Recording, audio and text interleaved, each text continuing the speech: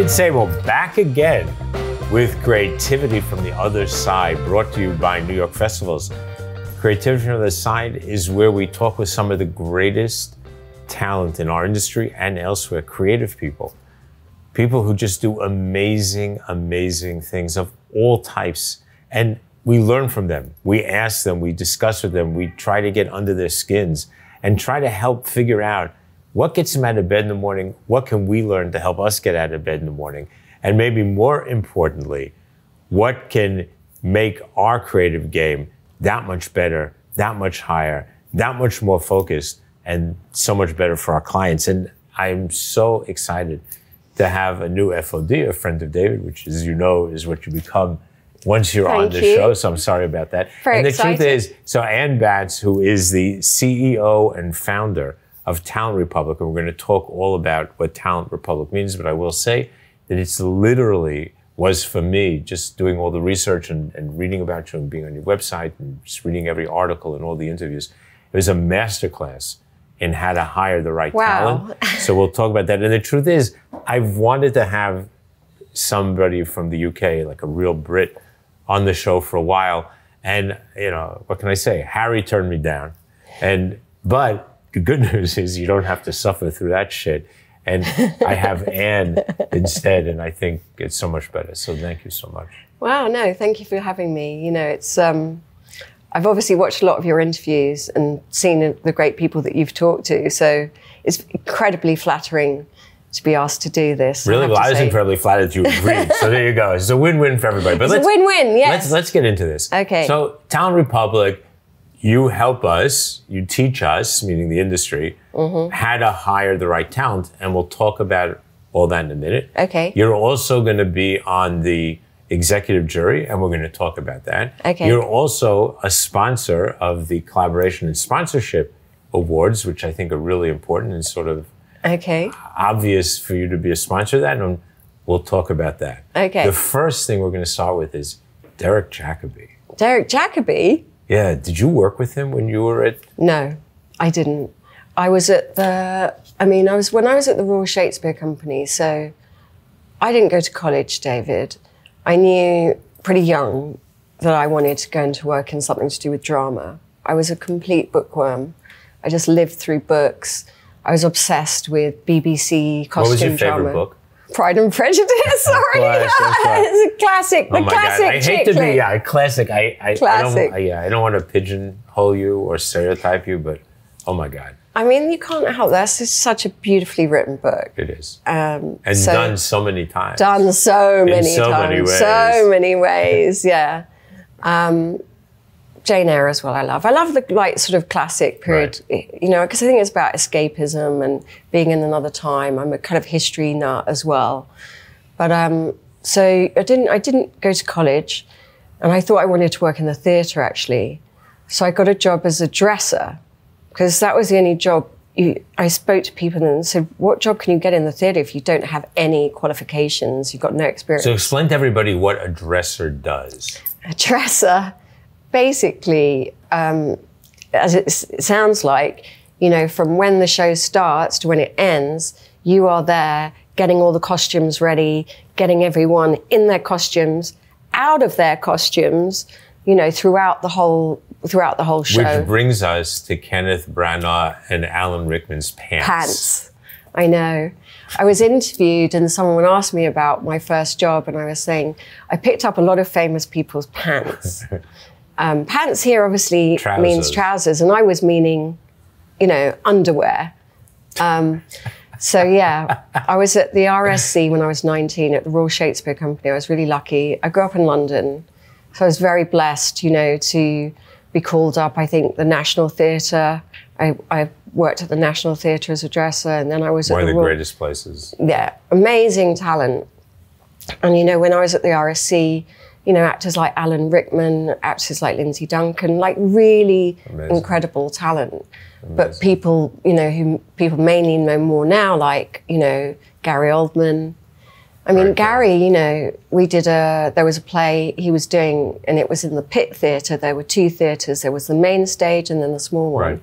And he was in the Pit, and it was a play called Crimes in Hot Countries. And when you were the pit dresser, as I was the pit dresser, you didn't just dress people. And by the way, some of this was armor and scars and stuff we were helping the makeup people put on people. And there's a scene in Crimes in Hot Countries where there's a rainstorm and all the people run off the stage, and he's one of them. And they came down around the back of the stage and they stand in a paddling pool. And me and this stage manager guy, we're on chairs with watering cans, and we're wetting them with our watering cans. So they can run back on the stage as if they've been in this storm. I mean, what was the best play you ever saw there? I think Les Liaisons Dangereuses was incredible. That was Alan Rickman, I think Lindsay Duncan. That was a masterclass kind of performance. But I mean, I think, you know, all the work there was good. It's hard to go wrong. One of the classics, though, I had to do, one of the scariest change I ever did. We did The Wizard of Oz, right? And Imelda Staunton, amazing actress Imelda Staunton, she played Dorothy. And obviously, you know, part of the thing was that the show did go from colour to black and white. So at the very end, when she's, you know, clicking her heels three times, you know, she had to go from like a coloured wig and an outfit and, you know, her mic and her full makeup. She had to, you know, all the smoke came up, the stage revolved. She came off, there was 4 of us there. And I think we had like 30 seconds, or less than 30 seconds to like change everything. I mean, literally, I think, you know, and she had to, by the time the revolve stopped, be lying at the front of the stage and the smoke cleared, and there she was back in Kansas. So you went from Royal Shakespeare to BBC? BBC and MTV? BBC and MTV, yeah. I mean, I kind of decided, the one thing I didn't realise was that I'm not really a night person at the time. So I thought working for every night for the rest of my life, it's just not, I didn't factor that. And picking up like Alan Rickman's underwear, American underwear, so. You know, yeah, exactly. I definitely didn't want to be, I thought I'd go into stage management, but no, I just decided the night thing wasn't going to work. And then I thought, TV, I'm going to work in TV. I'll just go from theatre to TV. And I did some jobs in production. I was lucky enough to work up through being in small companies, production assistant, production secretary, production assistant, production coordinator. And then by the time I got to the BBC, I was a production manager, sort of coming up to being more like a bit like a line producer. And I was really lucky because I worked for a department called Youth and Entertainment, which was run by an amazing woman called Janet Street Porter. And Janet Street Porter in England was a real larger-than-life character. You know, she was a sort of journalist. Her name is very larger-than-life English. Yeah, she was real. For those of us who are, you know, Anglophiles. Janet Street Porter, yeah. Janet Street Porter. She was legendary. I mean, you know, she had a certain look.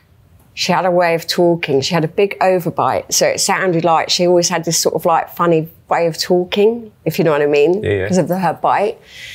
But she was brilliantly clever. And she got the BBC to kind of create this department for her. And it was called Youth. We called it Youth, but Youth and Entertainment. And I think it started when she started it. I think they gave it to her as this little thing with about 30 people. And I think by the time it finished, there were about 300 odd people. And the great thing about that department is we made things that could have been drama, music, sport. I mean, the programming was just that it had to be attractive to sort of 15 to 20-year-olds. And that was it. So it was a huge kind of learning curve. I mean, a lot of my peers and contemporaries from that time went on to have very successful production companies, being commissioning editors. 3 guys went on to set up Dun & Dusted. There's an amazing company called Dun & Dusted who do some of the biggest live events in the world, televised live events. I think they've done the Oscars and God knows what. And they came, Ian and Hamish and Simon came from that department as well. So it was a kind of very interesting group of people. And then, but that was in Manchester. So then everyone didn't want to work in Manchester. They moved to MTV in London. So then I worked at MTV in London for a bit. And when did you see Keira Knightley's first screen call or screen Well, that test? was, yeah. So, That's interesting. That was interesting because that was then... You said she came in her school... In her school uniform. Wow. Well, then I'd left MTV. I was only there for a short while. And then I got this amazing opportunity to set up a film company with a director, a guy called Mike Barker. He recently did something that was on Netflix here called Luckiest Girl Alive with Mila Kunis. He was one of the main directors on Handmaid's Tale. Oh, but way back in the early 90s, we'd worked together at the BBC. He'd made his first feature, and a guy called Stephen Evans who ran Renaissance Films. So that was at Hero and Renaissance? Yeah. Renaissance. So Mike and I set up Hero, and we were umbrellaed by under the umbrella of Renaissance Films. By the way, Americans, is Renaissance? Renaissance. But they were like trying to make sort of Hollywood slightly more accessible versions of Shakespeare films. So they did Much Ado About Nothing with Keanu Reeves and Denzel Washington and Michael Keaton. But then they did other things like Madness of King George and Wings of the Dove. And when I was working sort of within their offices, we were working on a project called Daniel Deronda. It's a George Eliot novel, and Mike was going to direct it. And Stephen Evans, he said, look, Anne, I haven't got time to get involved in the casting. Can you work with the casting directors? And, that's how obviously films get made, because you attach the big names and then suddenly the money comes, right? That's how it happens. So in a way, if you've got a slate of movies, you're always casting. So I had the opportunity, as someone who'd never worked in film, of working with some of the best casting directors, I think, in the world. Mary Selway, Celestia Fox, Leo Davis. These are all like the doyens of British casting of films. And that's where I met every young, up-and-coming British talent. Orlando Bloom, Keira Knightley, as you say, she turned up. I think she was probably 13. She came in her school uniform, did a screen test. Colin Farrell came and met me for coffee. He'd been doing an Irish show called Ballykiss Angel. And, we had this really nice chat. Oh, of course I remember it, Colin Farrell. And he just about a year after that, he went off and did Tigerland. Right. Did you see Tigerland? Of course. I mean, that film, he was so good. Yeah. I think it's a shame that a lot of people haven't seen that movie. I think he's good in everything, but yes, Tigerland was spectacular. And that's what obviously was I just went back and rewatched it recently. Actually. Yeah. I mean, I think the thing is, when you see that film, you would never know that he wasn't American. No. And I mean, it's a bit like when you see The Wire. I love The Wire, with Dominic West, who's so British, and Idris, Stringer Bell. I mean, like, you can't believe those guys are English, can you? No. No, I think which just talks to their utility on the one hand, but their brilliance on the other. Yeah, I mean, and I love them. I mean, they're two great actors, two great examples. Yeah, I've worked with Dominic, but I haven't worked with Idris. So clearly, you don't think that you have to be American or British or. No. Although there's an interesting story you might have read, which actually. Was quite surprising to me that Julia Roberts was the original cast for Shakespeare in Love. No, I did know that. And they said that one of the things and she left, and they lost $6 million because they put $6 million up for her, to your point about how you attach somebody big to a title, but she was clearly the wrong choice. Yeah. Wasn't comfortable, as it seems, in period costumes, but she couldn't get the accent right. Yeah.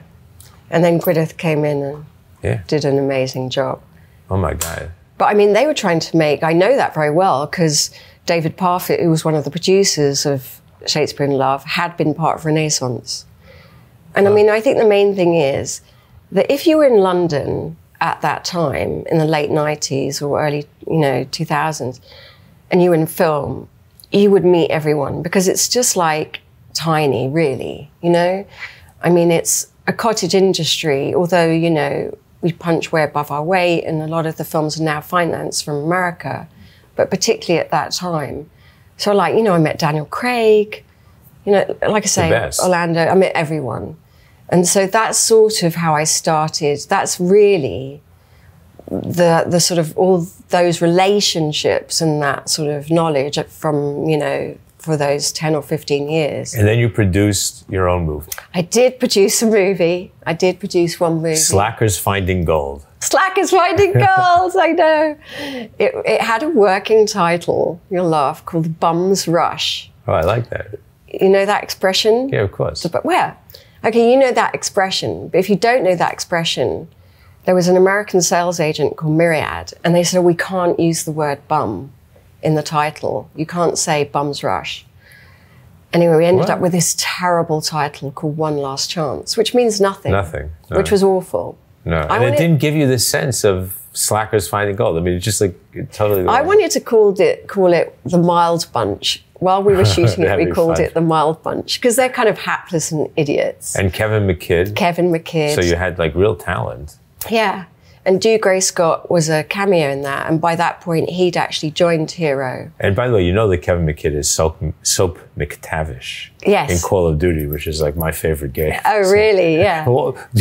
Full confession, everybody knows I'm a gamer. And sadly, according to my wife, it's Call of Duty is like my favorite game. So really? I've apologized for that. But Soap McTavish is like my guy. Oh my God. And I never realized it was Kevin McKidd. I never really paid attention to who was doing the voices. Yeah. But then after I read about the movie, I said, oh my God, that's Soap. Who knew? So he played this part called Shawnee. And when we'd actually originally done the script read-through, Jared Butler had read that role. So it was going to be, we were going to offer it to Jerry, but then he went off and did a little film with Angelina Jolie, I think Tomb Raider or something like that. So we didn't get him. But then I did work with Jerry on an Enterprise car commercial, Enterprise campaign. Well, we're going to get to that. We're going to get to that. So now let's bridge. So let's bridge. So we go from Royal Shakespeare, like the height of, literally the height of theater, in my view, in the world probably, just certainly from the point of view of a repertory and et cetera, et cetera. Yeah. BBC, that every American during our dark ages of TV, when maybe you had like one good thing to watch on a network during a week. Yeah. We all watched the BBC productions on NET because those were the best, right? Those were the finest. And that. So royalty for TV. Yeah. MTV Europe, Yeah. Your own business, or being part of a business of producing and casting and directing, learning the casting craft, if you will, because I think it is a craft, and you're going to talk about that. It's definitely a craft, yeah. We move into doing your own movie, which is pretty cool. Yeah, practically killed me. And then, yeah, I mean that was the thing. Pivot into advertising. I know, but it was kind of an accident, David. That's the truth of it. I definitely didn't say, oh, I'm going theatre to TV to film to advertising. I did from theatre to TV and from TV to film.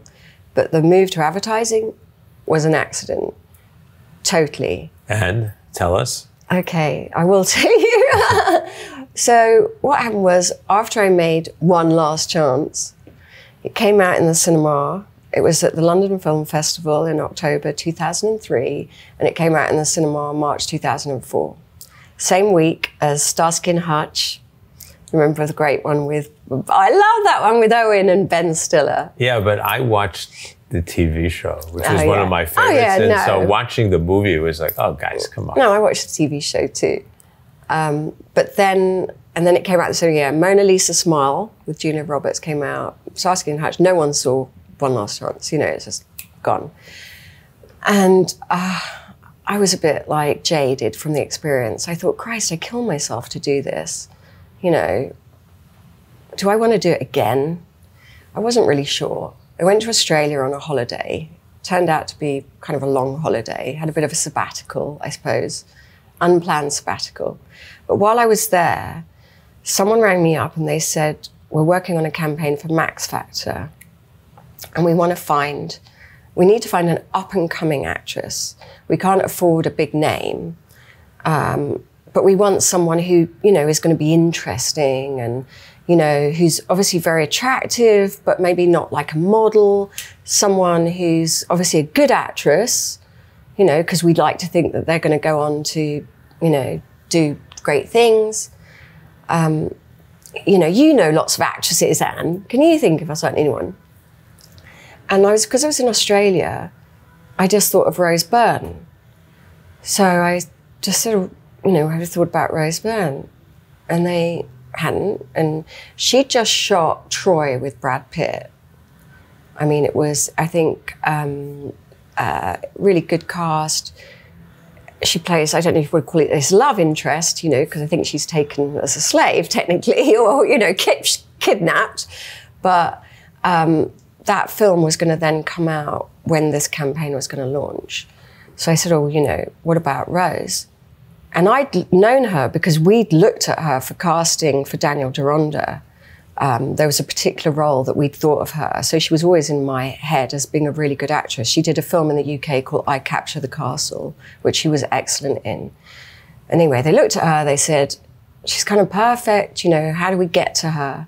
So I said, well, I know her agent here in Australia, I'll just put you in touch. So I did that, I went back to Bondi Beach, as all good Brits do. And Americans. Contemplated my navel for another few months while I was trying to work out what I was going to do. And anyway, eventually I end up back in London and I walk into Boots, which is like, I guess, like your Walgreens or whatever. I walk into Boots and there she is. You know, there's this poster and I can still picture it now. It was quite gold, headshot. And I was like, wow. Well, I did a good job. Yeah. And in a way, that's where it started. You know, the people who'd asked me to come up with that idea, they were like, you know, come and work with us for a bit. And so I did that for a bit. But then ultimately I just thought, I met a woman called Amanda Kakembo, and she became my business partner in Talent Republic. Her background was music industry. So all she knew were people in music. I knew no one particularly in music, or my relationships with film and TV. My ex-husband came up with the name Talent Republic. Great name. Great name. So you owe him for something. There you go. Yeah, I got two great things. My son and the name Talent Republic. That's what I always say to him. So he had a production company, actually. He did our first website for 500 quid. And, you know, and we were up and running. And he charged you? No. I don't Afterwards, think he did. Yeah. I ended up paying for that. Yeah. Have you watched The Split? I haven't. I haven't. All right, now you have to watch it. Okay. It's got a great cast. You're awesome. Yeah. So, so we set it up. I watch all the British stuff. Okay. So, yeah, that was in 2006. And here we are 17 years later. I mean, and here you are, and you work on both continents. Yeah, I mean, look, the clients tend to be, because I'm based in London, you know, have been UK agencies, but more and more now we're getting outreach from, you know, we're getting inbound stuff from international businesses, maybe agencies and brands, actually. Right, but a lot of those agencies are doing global work anyways. They're doing global work, yeah. So a lot of the campaigns, you know, we did a Snickers thing with Elton John, which I think was here, which is quite unusual because I think they don't like that whole "you're not you when you're hungry." They prefer to do totally American standalone ones, but I think they did take that here. Well, it's Elton John. It's Elton John. But yeah, there's a lot of work we do that gets seen everywhere but North America, interestingly. Yeah. So I'm an agency, I have a product, I call Anne. Yeah. What happens? The first thing is, look, everything is about the brief. I think that's the one thing, is like, what is it that you're looking for? If people can be as specific as possible, like, you know, the obvious things are clearly, this is the brand. But now it's like... Just everybody pay attention, masterclass, ding, listen carefully. Number one is the brief. Yeah, the brief. I mean, you know, that is the basis for everything for us to start, so we go in the right direction and not just come up with stupid ideas. Right. So the idea is, you know, obviously it's the brand. And it used to be that we were given very little information. Here's the brand. It's kind of something funny, or it's kind of going to be something serious. You know, we want to make one 30-second TV spot, you know, there'll be some PR stills, no print or out of home, or, you know, so they sort of, nowadays though, I like go, well, tell me more about the brand. What are the brand values? You know, what are we trying to achieve with this campaign? Is this an awareness campaign, you know, or is it about a particular message? You know, what is it you're trying to achieve? If they require a lot of social, then that is going to really, you know, sort of, you know, massively affect our decisions, because lots of talent still, you know, believe it or not, don't have social or don't like to use their social channels for advertising or commercial purposes. So if they want it to be, and it also requires separate buyouts. I mean, it's a whole separate negotiation. Yeah, but when what we do is, like, you know, like say, we try and work out what it is the brand's trying to achieve. You know, what markets it's going to be in. Is it UK only? Is it only Europe? You know, global? What's the timing of the campaign? That's the other thing that's really important. Because what we're trying to do is get a halo effect. You know, I would want to get someone in something at the same time they've got something amazing going on. Like an example of that was we did a campaign for a crypto custodian. It's like a crypto bank called Copper. And they were going to just have a campaign only on Bloomberg. It was only going to run on Bloomberg. And it was going to launch at around the time when June, the movie June was going to open.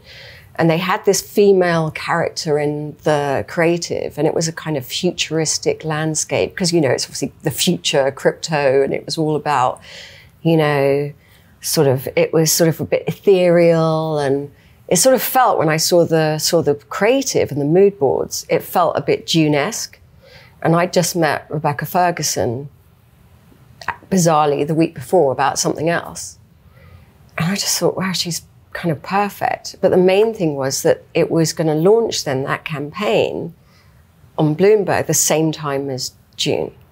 And it just felt like I just felt the kind of people who probably watch Bloomberg would probably like that film. Right, so you get the knock-on effect. Like, why not, right? The you halo get free. effect. Yeah, absolutely. It's amazing. So timing's really important. The deal we did with Elton John for Snickers, the first day it aired in America was the first day of his global farewell tour, which I think has been happening for the last 3 years. But, like, you know, the last 20. Right? Yeah. So timing is a massive thing that we are interested in. What happens when you cast poorly? Like, you don't get any of that information, and somebody just says, you have a CEO who likes a particular actor or actress. And it's really much more about the, you know, I hate to use the expression, the star fuck, than it is about anything else. And we've seen that, right? We've all been to that dance. What can that do to your brand?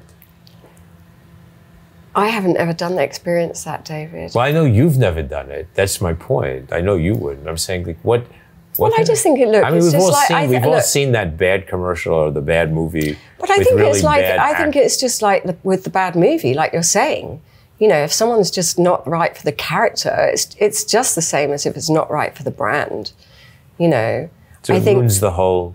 Yeah, I mean, I just think it's like, and more so nowadays. And I know you probably don't like to talk about it, but it's the A word. It's authenticity, right? You know, and if it doesn't... Realness. So if it's, you know, people can see through. Audiences are smart, you know, particularly young audiences are very smart. So They just want, you know, they don't want that. They don't want to feel like they're being, you know, sold to by someone who's literally just taken the check and run. Well, I think older audiences feel the same way. I don't think that's an age thing, honestly. I think we all feel that way. You know if somebody's shilling.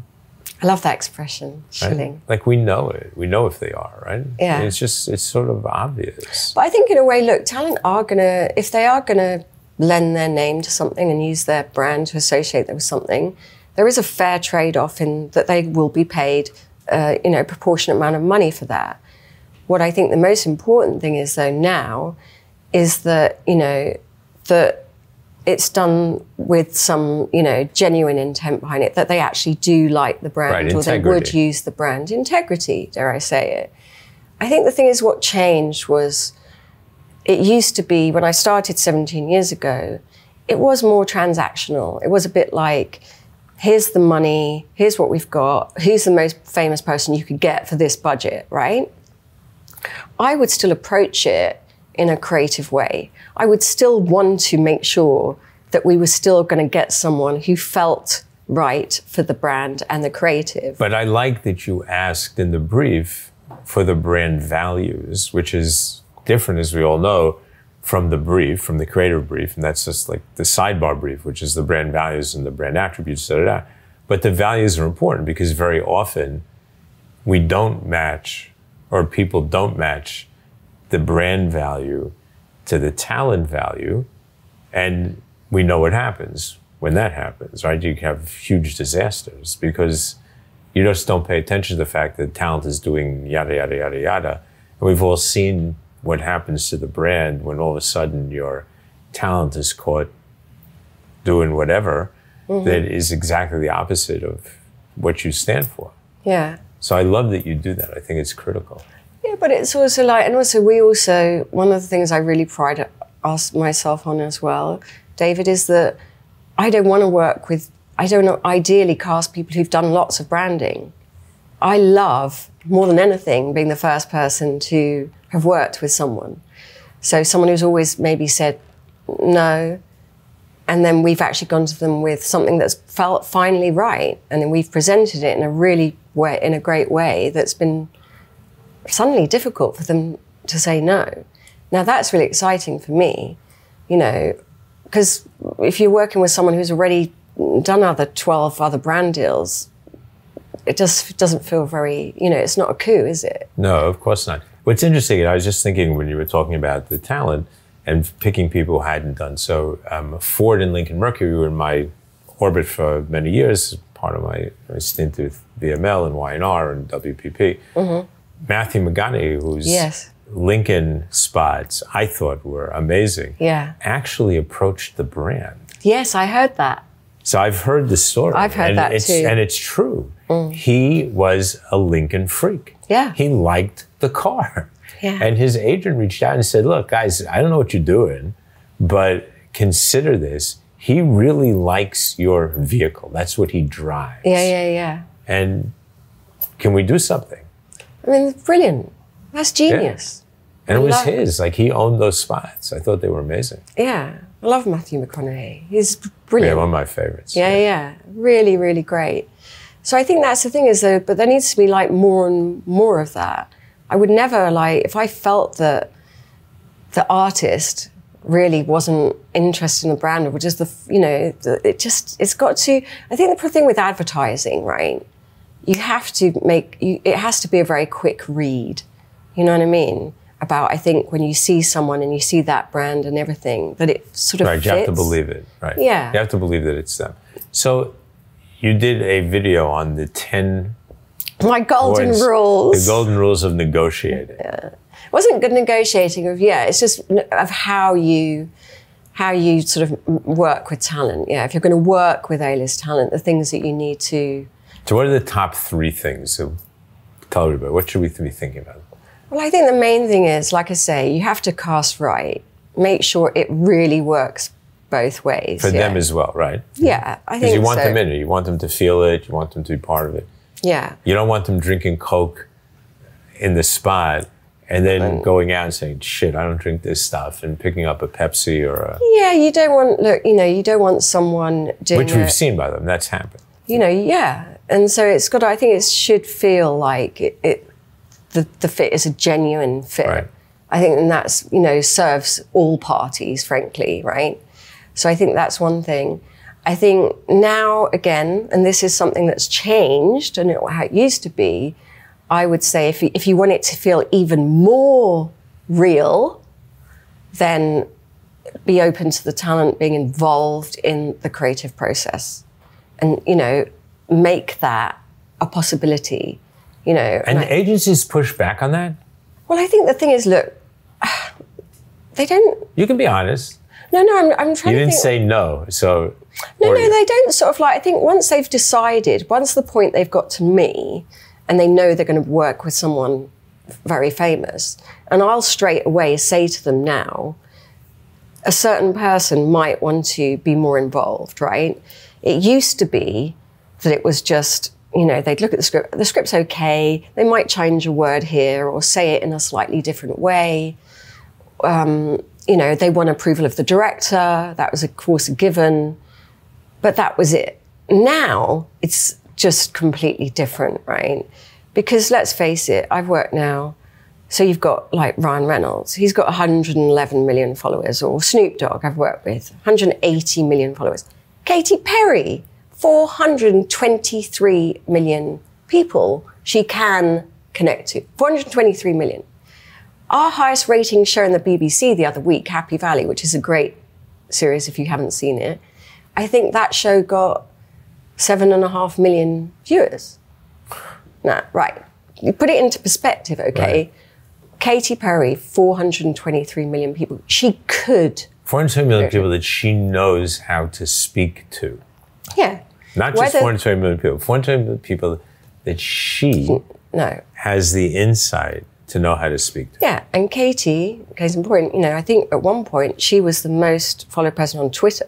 I think she was like definitely still probably in the top 10, but you know, so I think that's the thing is like, they're not gonna just do something, especially now if social's part of it, which clearly it is for a lot of brands, if it's not authentic to them, if it's not, you know, if it's not right for their brand on a sort of creative level. So I think, you know, but I think that's been very, very something that's evolved just only really more so in the last few years. So I think it is still a bit of a learning curve for the agencies, for the creatives, to find out, you know, is it a good thing or is it a bad thing? You know what I mean? Because well, I think to your point though, and because we've seen this too, right? The Kardashians will sell you a tweet for $1 million. Yeah. And then go trash your product the next day because you're not paying them that day. Yeah. So you don't want that. What you want is for Katie to love the product, to really use it, to believe in it. Yeah. And after the shoot's over and after the contract's over, to still be seen with it. Yeah. Now, obviously, that always doesn't clearly work, you know, but depending where the brand is. You know, Ryan, when I worked with Ryan, he was doing an ad campaign for British Telecom. Obviously, he lives in America. He's not using British Telecom, you know, but so it's not like, but if, you know, it wouldn't be a brand that he wouldn't. If he lived in England, he would probably have a BT phone account, right? You know, so I think in a way you still have to, you know, but the fit's got to be good. So the fit's got to be good. Be open to there being a element of creative collaboration, right? But to be honest, that has to be controlled. So if someone like me is in the middle, I can make sure that everyone's listening to each other and expectations are managed. So I'd say there's that. And also just, you know, if you're going to work with an A-list talent, be prepared for everything that comes with. You know, I'm really shocked still today when people are surprised, oh, the glam's so expensive. It's like, it's always been expensive. That's not changed. You know, they're glam teams, they're publicists, you know, the security. Right. You know, if you're going to travel them, maybe it's a private jet, it's certainly VIP greeters and, you know, it's just what it is. Make sure you understand all of that before you start thinking about using SAG, or the SAG dues and things like that, people get really caught out by. That's still like, well, they're part of the Screen Actors Guild, so you're going to have to, that's part of what you're going to have to pay. So that's all the other stuff that we, again, manage. That you have to pay, and that's an ongoing payment, right? Yeah. As you go. So that becomes, which adds cost to everything you do. So we're up front with us, at least, we'll say to the producer, have you budgeted for this? Have you budgeted for that? This is what, you know, you're going to be getting into. No surprises. No surprises. So now let's talk about a couple of the best castings that you've done. Crazy Will. And Elf. I think everybody saw that, so tell us about it. Well, look, I mean, the thing is, there's very few, like, when you think about Christmas, right? There's certain people and certain properties that always are Christmas. And Jimmy Stewart's dead, so like we can't cast him a wonderful life, right? So, I mean, I've worked with Mariah Carey. I did a Christmas campaign with her in the UK, or, you know, I haven't done one yet with Michael Bublé. But obviously, you know, Buddy. That must have been fun. It was great. It was a beautiful spot. Joseph Kahn directed it. It was really wonderful. We did it, actually, we shot it. For? It was for Walker's Crisps in the UK. It was their Christmas campaign. And what was so clever, I think so clever, was that she had, for the first time in 20-odd years, 25 years, was shooting a new video for All I Want, you know, for her song, right? And which so, still amazes me. It still rises to the top of the charts every year. It's a brilliant song. It's Christmas. Yeah, it's really Christmas you know, you get into the Christmas mood in two seconds hearing that song. So basically, she was doing this new video in Burbank. So we did the commercial off the back of the set. So so it's like she cut from doing the, you know, the thing, and she walks off set to have a fight with an elf over a packet of crisps. So Joseph Kahn did it, and it was all done in sort of the similar situ, right? So, you know, that was great. To your point of the halo effect. Yeah. And also just, you know, it just made it feel like suddenly, you know, people might, when they see that new video, go, oh God, do you remember when she did that Walker's Chris? Years down the line, someone might actually remember, oh, you know, at the back of that video, she gets hit, or she doesn't get hit, she nicks this packet of crisps from the elf. But I mean, you know, the thing with Will and Buddy, you know, we've been asked hundreds of times to see if Will would reprise that. And it was always no, for obvious reasons. I mean, like, he certainly doesn't want to get back into those green tights. He's been very clear about that. But this time around... But he did. He didn't. It was all done in post. It was all rotoscoped. Oh. So that whole campaign, a great guy called David Bourne from Bourne Licensing, he worked with the studio to clear all the material. An amazing director called Danny Kleinman from Rattling Stick, who, by the way, the year before had done a wonderful spot using Paddington Bear with Paddington. So Danny, right, I saw that. Yeah, Danny's like a amazing director. So he worked with Vicky, who was ECD at Havas, to create this whole thing. So Will, they shot, but obviously Will, you know, they had someone in a costume, but then it was all rotoscoped, so it was like it was Will, but it obviously wasn't Will. But it was hugely successful. I think that campaign was recently voted the most effective campaign of last year in the UK in terms of performance or whatever, which we don't usually get to find out for the work that we do. But that was the second time working with Will. So what was the first? The first was, and again, look, like Will Ferrell, you always like admire Will Ferrell. And he also doesn't do a lot of advertising. I think he's done stuff with General Motors. I think he did Super Bowl. He did Super Bowl. But generally he's not interested. There's a lot of great actors aren't interested in Some people liked the Super Bowl, some people didn't. I actually did. I thought it was actually very clever. Yeah. I mean, I think Super Bowl always it's, you know, you get so much variety, don't you? You get brilliant things and not so brilliant things and whatever, anything in between. But this spot with Will that we did was actually, it was a classic, David, one of those conversations.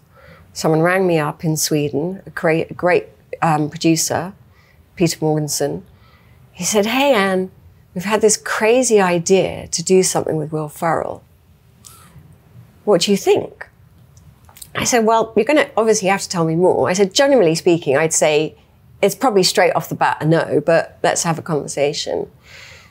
So we had a call, and it was this Nordic fintech play. It's a sort of banking app in Sweden, Denmark, Finland, and Norway called Luna.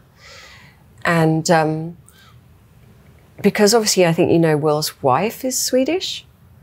Well, Will's wife is Swedish, so he has a home there. He goes there every summer, I think. I understand. He loves it. Oh, wow. He's done other things which have been funny things in and around Sweden, so I think it's kind of known.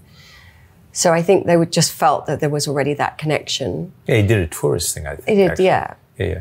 And obviously also the thing about Luna, it was a bit disruptive. It was trying to do something kind of slightly disruptive, which again sort of fits a bit with chimes a bit with his personality maybe, or the kind of characters he plays. And I think, and then it was, you know, I think, so the brand was kind of interesting to him. He was interested in those markets. And then it was like the agency, Axstam, had come up with this character called Will Power, which was obviously, you know, a character that 100% you could see Will playing, Will Power, this sort of crazy money guru kind of thing. And so it was a really nice idea, and we presented it in a really nice way, because a lot of the time now what we're doing is, one thing, David, I feel is like I can get no's really quickly. If people want to get a no, I can get the quickest no. I can get easy to get the no. Getting the no is like, if that's all you want. If you want to get the yes. Like check the box. I spoke, so you can go home and tell your wife or your brother, your partner, whatever. Yeah. Aren't going to do it. I checked the box like, I spoke to Will Ferrell. We spoke to him. He didn't want to do it. Yeah, due diligence. No. So you want the yes, you have to do the work now. So part of, again, is how we work with agencies. We create beautiful sort of decks, presentations. This is what the brand is about, you know, who these kind of directors we're going to look at. You know, we didn't send across an email saying, oh, you know, does Will want to do Luna and blah, blah. You know what I mean? Right. It's like, have you ever said to a client, no? Like, you're not going to talk to a particular celeb, like, don't go there, because they're going to tell me no anyways. And I'm embarrassed, like, even to bring this to them. No, look, firstly... I'm sure you wouldn't say embarrassed, you know what I'm saying. It's just not appropriate. Well, no, I could just say, look, you know, there's obvious ones where I could say they don't do alcohol, or they don't do this, or they're vegetarian. Those are the obvious ones. Then there's the other obvious ones with Tom Cruise or whatever, or Meryl Streep. They don't do advertising, and, you know, they're not going to. But... you know, I have to be diplomatic. I'll always say, you know what, I'll happily ask the question. Well, I thought he's done some print, not US, maybe in Japan. Maybe, I don't know. I have to look into it. I'll let you know after. You let me know. I'd love to know. So I think, yeah, you know, we now, like I say, we really make sure that everyone's very vested in why this person is so right. And that's what we did with Will. We created this whole thing. And luckily his agent is at UTA, a guy called Sam Stone, who I've now worked with over 15 years.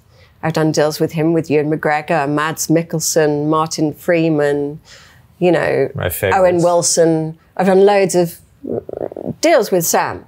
So, you know, we have a good, again, you know, and all those campaigns that I've done have been great campaigns. You know, the talent's been super happy, the way it's gone, the experience was good, and then the end result was good. So there's a trust there. Right. So the agent trusts you, the agent can say whatever. Yeah, so Sam was like, you know, it's kind of interesting, maybe, you know. And then it started just as a big conversation, you know. I then spoke to Marty, who's his sort of Will's main agent, and Jimmy, who's his manager, and Sam got us all to talk more. And, you know, actually it became a thing where, why not? But one of the biggest things was that Will was going to then, you know, he wanted to bring on a writer as a writer-director to work with, you know, to help work with the agency collaboratively and the brand, you know, to develop the creative. Because he knew it had to be, this character, Will Power, is him. He's got to be right. The humor had to be right for him. And luckily, he mentioned Jake Schmansky. So Jake Schmansky's a director. I think he's been a performer, writer. He's a director.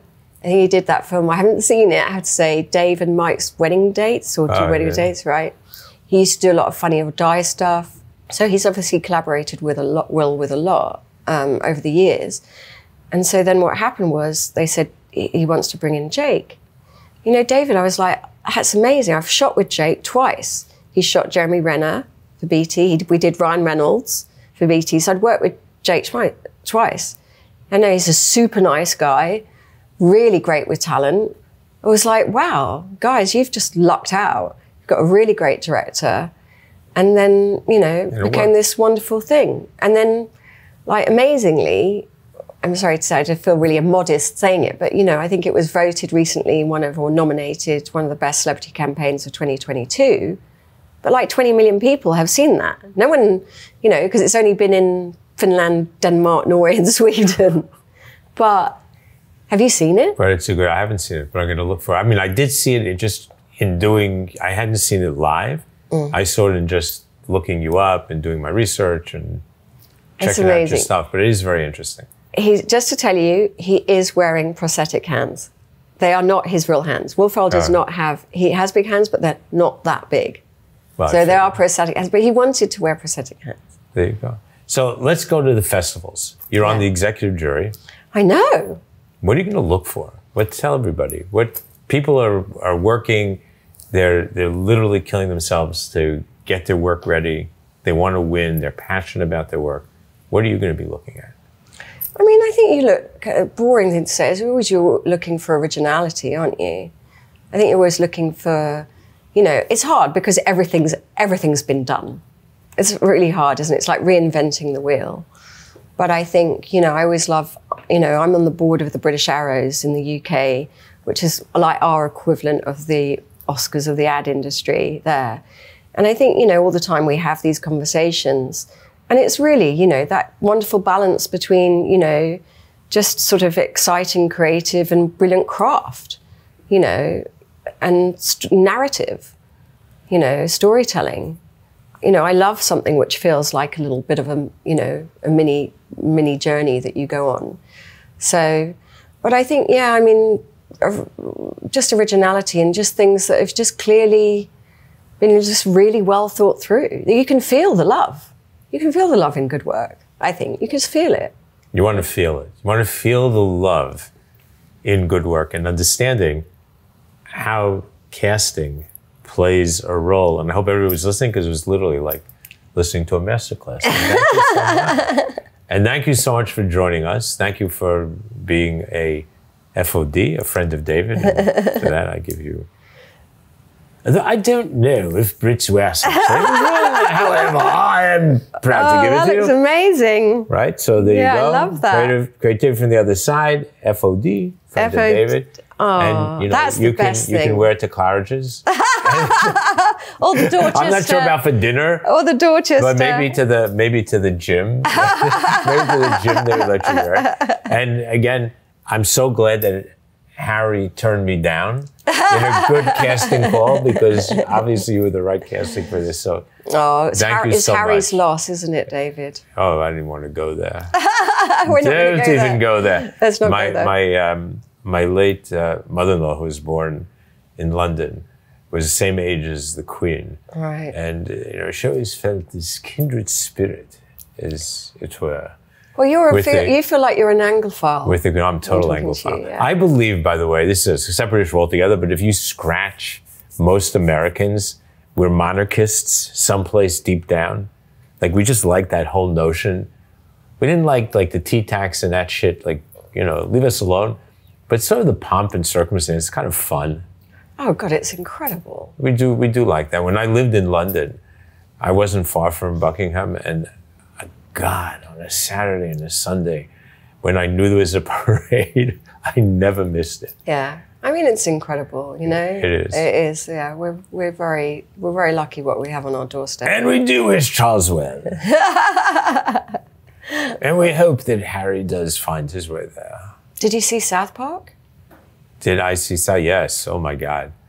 I thought it was really funny, but they have no sense of humor. I don't want to go there. That's like political. Let's not go there. Let's stay away from that. I love that South Park. It was genius. But the South Park was really cool. Genius. And I do have to say that I am looking forward to the coronation, because I think it is going to be interesting to watch. Oh yeah. And I've watched. I don't know if you ever watched the videos of the Queens, and there's that whole blackout in the middle, with the secret stuff that they do that actually I think they're going to do this time, on live TV. So non-royals are going to have a chance to see the actual magic of the coronation that nobody has seen other than people inside the chapel, which I think is really cool. It's really cool. So I'm looking forward to that. Okay. But again, Anne, really, I want to thank you. Seriously, I just want to thank you for being here. Talent Republic is a great company, and I think that you know we've never really had a chance to talk about talent and the importance of talent. And you know, we talk about the process, we talk about the output, we talk about the writing, we talk about the craft. But the truth is that talent is as much a part of the craft, as much a part of the process, and as you've pointed out, with the success, is as much a part of the output as Look, anything else. I think you hit the bullseye. I think if you get the right person, and it's in the right campaign, and it's just integrated in the right way, I mean, I think the results for brands can be... It pulls it all together, and it gives you... That's sort of like ties the package in a neat bow, if you will. So, on behalf of New York festivals, Creativity from the Other Side, and Anne, Talent Republic, thank you. I thank you all for watching, for listening, for learning, and from Lower Manhattan, Silverstein Studios, the epicenter of creative New York, the renaissance of this incredible city. Thank you so much, and see you again.